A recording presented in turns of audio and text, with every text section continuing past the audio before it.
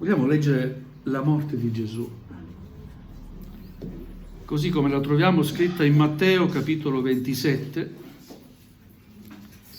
dal verso 45 fino al 55.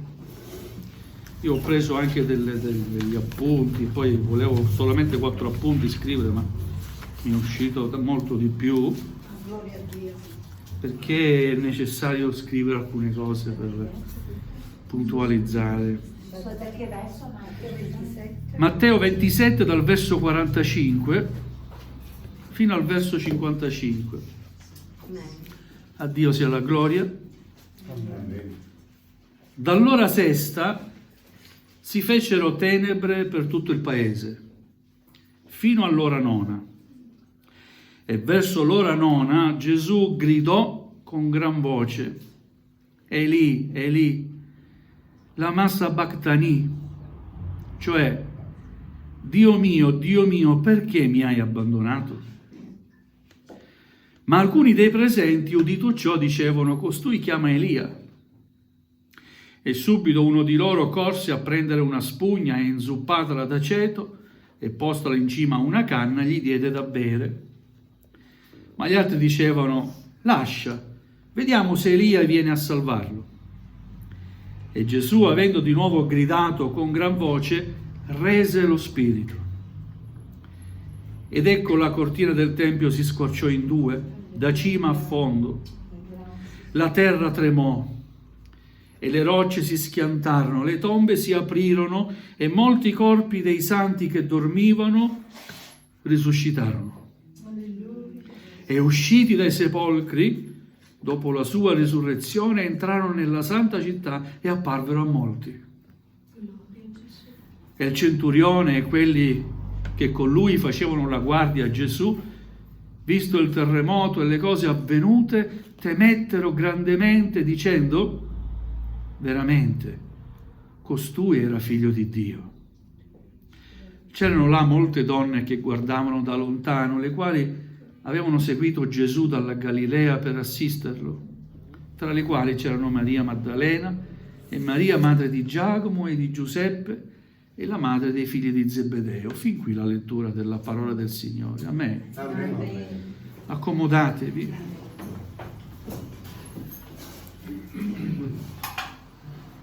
L'argomento centrale è proprio questa preghiera che Gesù eleva sulla croce, gridando: Eli, Eli, lama sabachthani.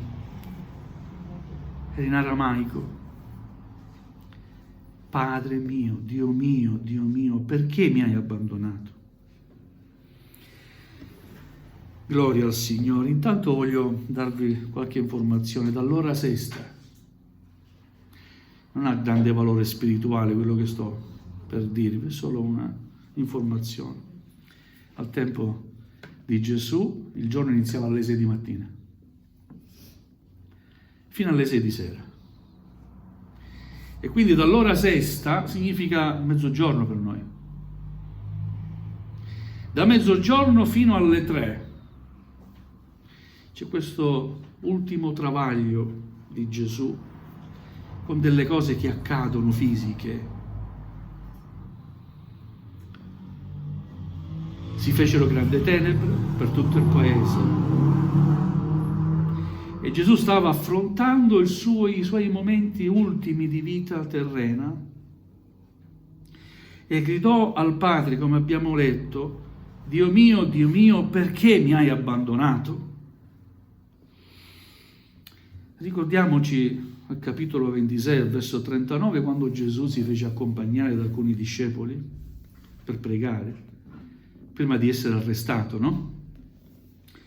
Pregò il Padre così: passi oltre da me questo calice.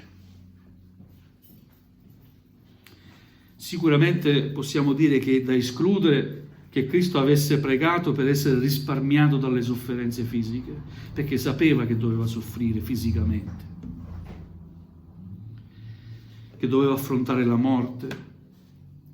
Ma è più probabile che Gesù avesse pregato per non essere separato da Dio Padre. Non so se avete mai provato questo, come diceva la testimonianza, io mi sono sentita separata da Dio. A volte ci sentiamo separati da Dio. Ed è bruttissimo. Persino Gesù l'ha provato. Per qualche momento, ma l'ha provato. Quello che ha fatto soffrire di più Gesù alla croce è proprio questa sensazione di separazione dal Padre. Quella separazione era la condanna finale per il peccato che doveva sopportare Gesù. Come poi realmente avvenne quando prese su di sé la colpa e la punizione per i nostri peccati. Mentre pregava nel Getsemani, sapeva che la sua morte fisica sarebbe stata accettata come prezzo di riscatto per molti. Qualcuno che legge Matteo 20, versetto 28. Faccio leggere qualche verso solamente. Matteo 20, versetto 28. Appunto, come il figlio dell'uomo non è venuto per essere servito, ma per servire, per dare la sua vita come prezzo di riscatto per molti. Amen. Amen. Amen. Gesù ha dato la sua vita come prezzo di riscatto per molti. Però poi al Getsemane fece pure un'altra preghiera, ma pure non come voglio io, ma come tu vuoi. Così accettò il volere del Padre, sopportando sia la morte fisica sia la separazione spirituale dal Padre, per ottenere e garantirci a noi una perfetta salvezza. Perché mi hai abbandonato? Queste parole segnano l'apice della sofferenza di Cristo per l'umanità spiritualmente perduta. Il suo grido, Dio mio, perché mi hai abbandonato?", mostra come Cristo abbia sperimentato la separazione dal Padre, il destino di tutti gli uomini come conseguenza del loro peccato. Amen. Amen. Chi vive nel peccato, chi è schiavo del peccato, è separato da Dio. Non riesce a sentire la comunione con Dio. Non riesce neanche a comprendere quando noi evangelizziamo e parliamo di salvezza in Cristo Gesù, non riuscirà mai a comprendere cosa vuol dire essere in comunione con Dio Padre, perché è legato dal peccato.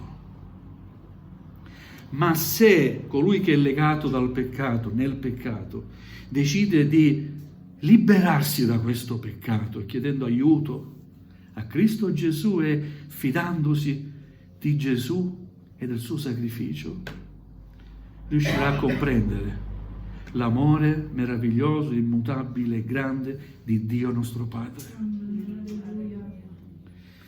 Gloria al Signore. Questo senso di separazione fu accresciuto perché Cristo, quale nostro sostituto, prese davvero su di sé l'intero peso della colpa e della punizione per tutti i nostri peccati che sono stati commessi o che saranno commessi. Qualcuno che legge 2 Corinzi capitolo 5 versetto 21.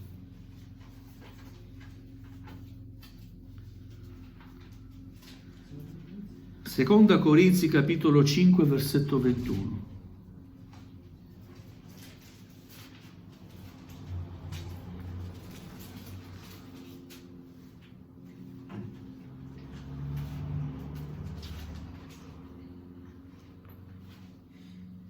Seconda Corinzi Capitolo 5 versetto 21. Colui che non ha conosciuto peccato, egli lo ha fatto diventare peccato per noi, Amen. affinché noi diventassimo giustizia di Dio in lui. Amen. Amen. Questo versetto è profondo. colui che non aveva conosciuto peccato, Dio lo ha fatto diventare peccato per noi. Quindi ha preso su di sé tutto il peccato dell'umanità.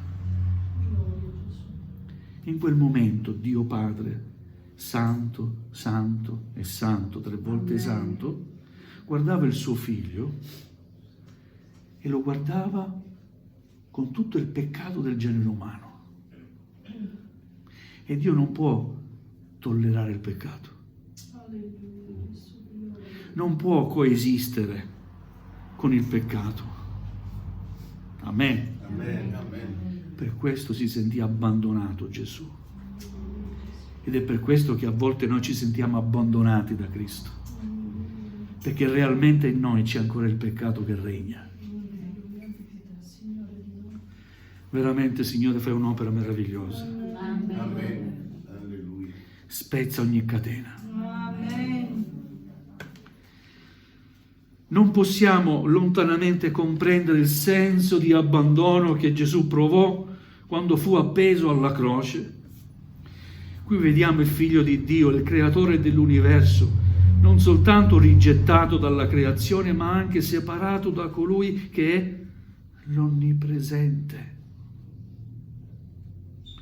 Nessun essere umano ha sopportato un così grande senso di giudizio e separazione da Dio. Pur non avendo mai peccato, il Padre lo ha fatto diventare peccato per noi. È stato trafitto a causa delle nostre trasgressioni, stroncato a causa delle nostre iniquità. Isaia 53, versetto 5. Perché Gesù è andato in croce? Per colpa mia. E per colpa tua. Isaia 53, versetto 5. Egli è stato trafitto a causa delle nostre trasgressioni, stroncato a causa delle nostre iniquità. Il castigo per cui abbiamo pace è caduto su di lui e mediante le sue lividure noi siamo stati guariti. Gloria a Dio. Amen. Il castigo che noi dovevamo vivere, ottenere come conseguenza dei nostri peccati è caduto invece su di lui. Lui ha preso il tuo posto, il mio posto. Amen. Merita di essere lodato. Amen. Merita di essere accettato nel proprio cuore. Amen. Amen. Merita di essere servito. Amen. Amen. Alleluia. Prima Timoteo capitolo 2 versetto 6.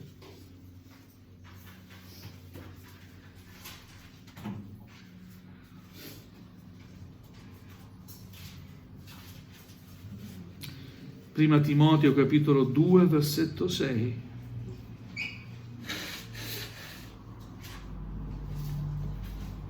Amen. Amen. 2:6.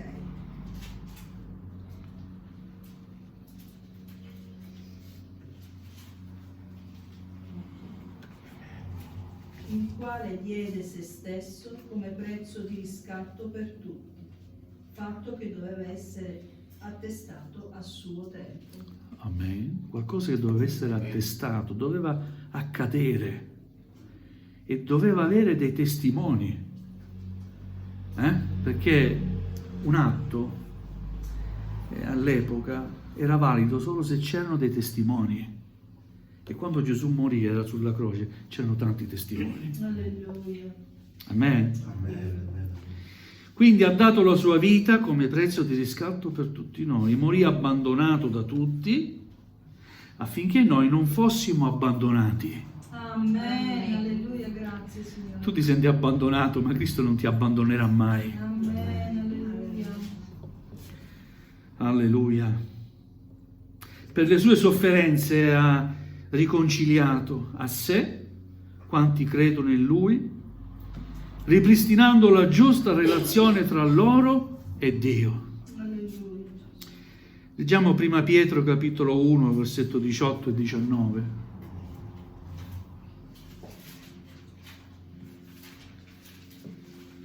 Prima Pietro capitolo 1 versetto 18 e 19.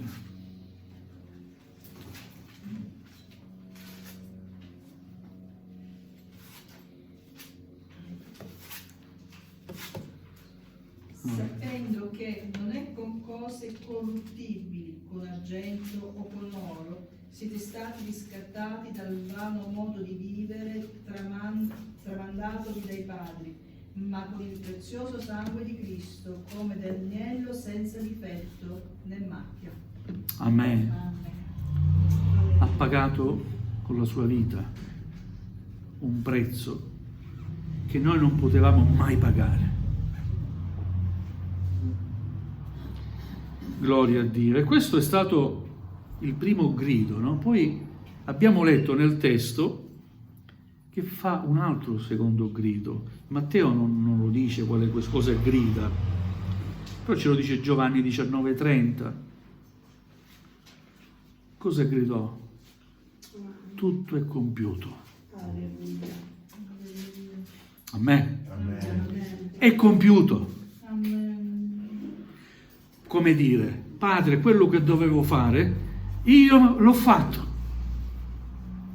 Sono stato ubbidiente, sono qui, ho pagato. Amen. E dopo può dire, Padre, perdona loro, Alleluia. perché non sanno. Ora non lo sanno, ma gloria a Dio lo sapranno. Ma ora, Padre, perdonali, perché non lo sanno quello che hanno fatto. Alleluia. Questo è stato il suo secondo grido e poi rese lo spirito. Qualcuno dice è stato ucciso. Lui ha deciso quando dare lo spirito.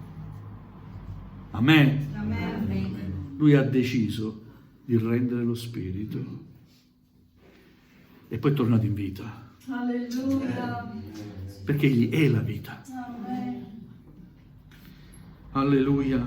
In Giovanni 19:30 è scritto così: è compiuto. E queste ultime parole segnano la fine delle sue sofferenze e il compimento della sua missione: pagare il prezzo del nostro riscatto e ristabilire la comunione dell'uomo con Dio. Soltanto dopo aver pagato interamente il prezzo della nostra redenzione e aver portato a compimento il piano di salvezza di Dio, Gesù può offrire la preghiera finale che dice: Padre, nelle tue mani rimetto lo spirito mio. Questa preghiera, l'ultima preghiera di Gesù, la troviamo in Luca 23, versetto 46. Quindi dopo aver compiuto tutto, può dire: Padre, nelle tue mani rimetto lo spirito mio. A questo punto avvengono due cose importanti. Uno, la cortina del Tempio si squarciò. Amen. E l'altra seconda cosa che avvenne furono che molti corpi dei santi, che erano morti prima, si risuscitarono. Vediamo il primo punto. La cortina del Tempio si squarciò. Versetto 51 di Matteo, capitolo 27, che abbiamo letto. Ora, indica l'apertura di una nuova via Alleluia. per accedere alla presenza di Dio. Gloria a te. E questa via si chiama Gesù. Amen. Gesù dice: io sono la via, Amen. la verità e la vita, e nessuno va al Padre se non per mezzo di me. In quel momento è stata inaugurata una nuova via, Amen. che non è una religione. Questa via è Gesù. Amen. Alleluia. Quindi in quel momento si inaugura una nuova via. La cortina separava il luogo santo dal luogo santissimo, rappresentava la separazione causata dal peccato dell'uomo, che non era fino ad allora in grado di avvicinarsi a Dio Santo. Era vietato l'accesso a tutti, tranne che al sommo sacerdote, ma soltanto in determinate condizioni e in un tempo stabilito. Gesù adempì il ruolo dell'ultimo sommo sacerdote. Amen? Avendo pieno accesso a Dio Padre. Attraverso la sua morte Gesù ha offerto il sacrificio perfetto per i nostri peccati, squarciando la cortina che ci separava dal luogo santissimo e aprendo una via permanente per consentire a quanti arrendono la propria vita a Lui l'accesso al Padre. Amen. Amen. Si va al Padre nel nome di Gesù, Amen. in virtù di tutto il sacrificio che Egli ha compiuto sulla croce. E ha adempiuto tutto ciò che la legge prescriveva. Il sommo sacerdote poteva entrare nel luogo santissimo, lui è stato l'ultimo sommo sacerdote, secondo la legge. È il primo ad entrare per una nuova via. Amen. Qual è questa via? I veri adoratori adorano Dio in spirito e verità. Nello spirito. La cortina non c'è più. Alleluia. Non bisogna entrare in un determinato luogo, ogni luogo. In ogni luogo puoi sentire la presenza di Dio. Non c'è motivo di fare il pellegrinaggio e giungere fino a luoghi ostili. Non c'è motivo. Questa mattina noi sentiamo la presenza del Signore, pur essendo a Vittorio Veneto. E così quando 2 o 3 si radunano nel mio nome, dice Gesù, io sono lì, presente. Noi entriamo nel luogo santissimo. Alleluia. Siamo alla presenza di Dio, Amen. dove tutto è possibile. Amen. Amen. Alleluia. Secondo punto, molti corpi dei santi risuscitarono. Sto concludendo. Il significato di questo evento miracoloso indica che la morte e la risurrezione di Cristo garantiscono la risurrezione del corpo dei suoi fedeli, anche se già deceduti. La sua risurrezione ha significato in modo totale la sconfitta della morte. Amen. Alleluia. La morte è stata sconfitta. Amen. Alleluia. Leggiamo prima Corinzi 15, dal verso 50 al 58 e concludo.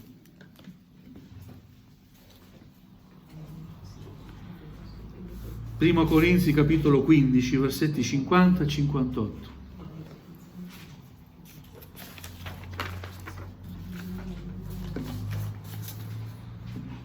Alleluia.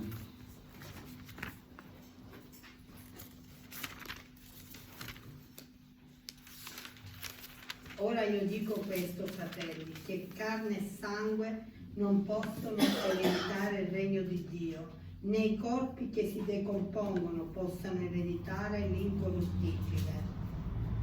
Perciò, fratelli miei carissimi, state saldi, incrollabili, sempre abbandonati nell'opera del Signore, sapendo che la vostra fatica non è vana nel Signore. Amen. Amen. Qui l'Apostolo Paolo sta parlando che un corpo corruttibile non può entrare nella gloria eterna del Padre. Quei morti che risuscitarono, il loro corpo non era deteriorato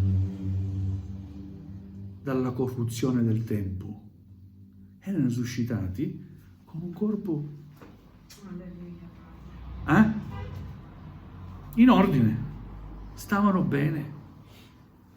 Gloria a Dio. E in virtù di questa speranza stiamo attenti, dice l'Apostolo Paolo, senza vacillare, stiamo incrollabili, no? Nel servizio, sapendo che la nostra fatica non è vana. Cioè, se servi il Signore, non è che non serve a nulla. Metti al sicuro la tua salvezza. Amen. Amen. Amen. Gloria a Dio. E infine, prima Tessalonicesi, capitolo 4, dal versetto 13 fino al 18. Lo leggo io. Va bene? Prima Tessalonicesi, capitolo 4, versetto 13. Fratelli, è l'Apostolo Paolo che scrive, non vogliamo che siate nell'ignoranza riguardo quelli che dormono, affinché non siate tristi come gli altri che non hanno speranza. Poiché se crediamo che Gesù morì e risuscitò, così pure quelli che si sono addormentati, Dio per mezzo di Gesù li ricondurrà con Lui. Poiché questo vi diciamo per parola del Signore, che noi viventi, i quali saremo rimasti fino alla venuta del Signore, non precederemo quelli che si sono addormentati.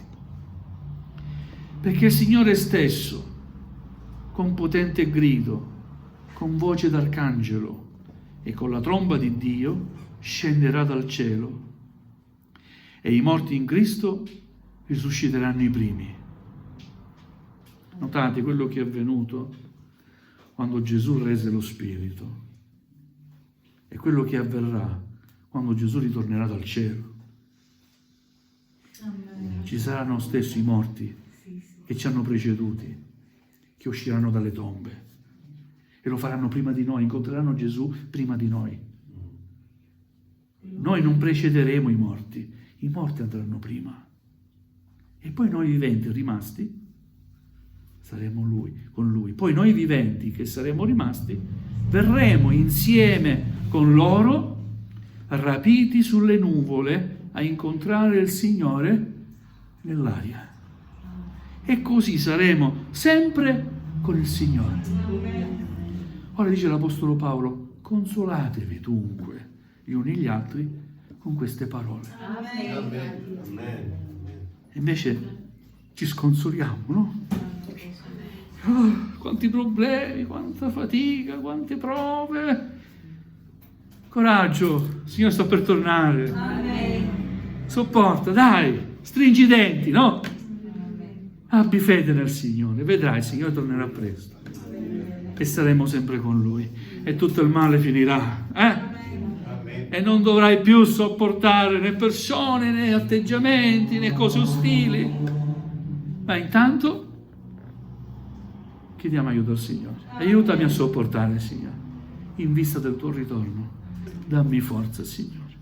Amen. Amen. Alleluia, io ho concluso. Vorrei che ringraziassimo il Signore in preghiera e poi ci avvicineremo, ci accosteremo alla Santa Cena. Gloria a Dio.